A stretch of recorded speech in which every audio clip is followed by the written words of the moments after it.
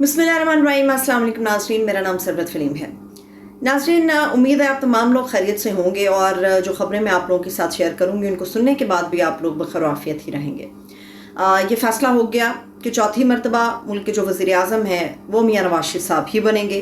चौथी मरतबा वो मुल्क के वज़ीर आज़म बनेंगे और जो चौथी मरतबा इस मुल्क का वज़ीर आज़म बनेगा वो हर किस्म की सूरत हाल से निपटने के लिए तैयार है।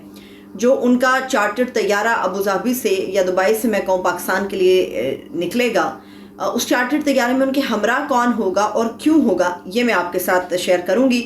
और इसके अलावा पाकिस्तान में एक नया ट्रेंड शुरू हो गया और ये मैं इसलिए से भी ट्रेंड कहूँगी कि अब आपको अपनी सच्चाई का इतराफ़ करने के लिए, अब आपको अपने आप को क्लीन चिट दिलवाने के लिए, या अब आपको लगता है कि अब आपका यकीन कर लिया जाएगा, तो वो आखिरी एक हरबा जो बचा था वो भी पाकिस्तान तहरीक इंसाफ के जो लीडर हैं उन्होंने आजमाना शुरू कर दिया है।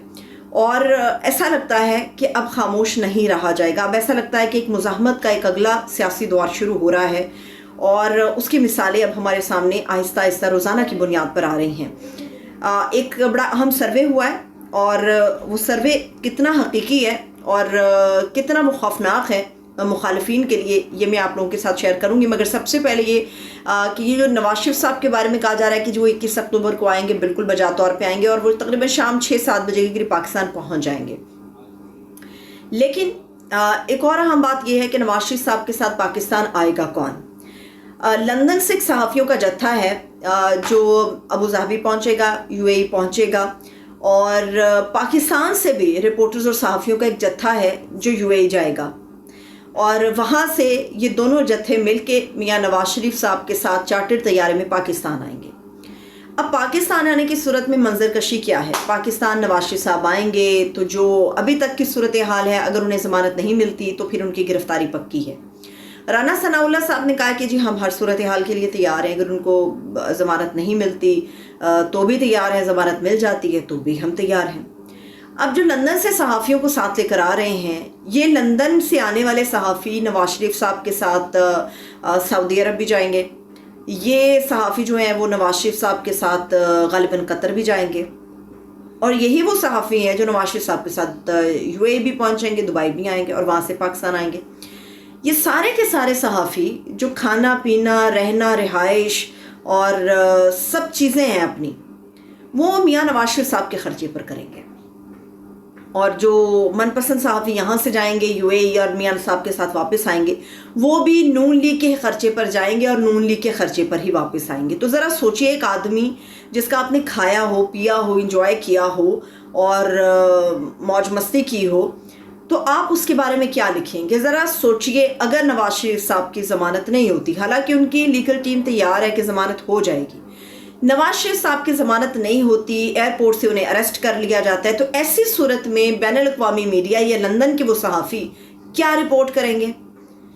ये आप भी जानते हैं, ये मैं भी जानती हूँ कि रिपोर्टिंग किस किस्म की होगी। और वो सहाफ़ी जो यहाँ से वहाँ गए होंगे, वहाँ से साथ में आए होंगे, वो वहाँ से ब्रीफिंग भी ले रहे होंगे। ज़ाहिर सी बात है, नून लीग के ख़र्चे पर जाएंगे, आज़ादाना हैसियत में तो कोई सहाफ़ी नहीं जा रहा होगा।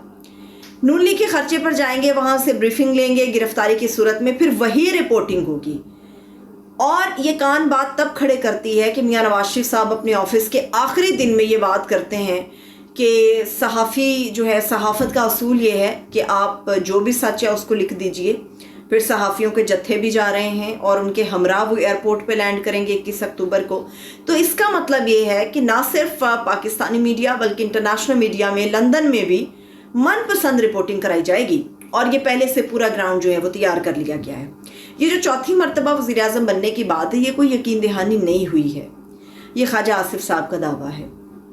नवाज शरीफ साहब वापस भी आएंगे और चौथी मरतबा मुल्क के वज़ीर आज़म भी बनेंगे, अंधेरे भी दूर करेंगे।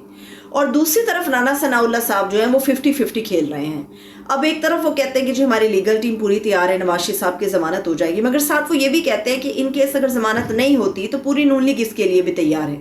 तो ज़ाहिर सी बात है, नून लीग में से अगर गिरफ्तारी हो जाती तो वो तो ऑटोमेटिकली तैयार होंगे, क्योंकि जो रिपोर्टिंग हो रही होगी मुसलसल, वो नवाज शरीफ साहब को मजलूम दिखाया जाएगा, नवाज शरीफ साहब की सेहत के मसाइल को उजागर किया जाएगा और उसके हवाले से नेशनल और इंटरनेशनल मीडिया दोनों ही गला फाड़ फाड़ के लिख भी रहे होंगे, गला फाड़ फाड़ के बोल भी रहे होंगे।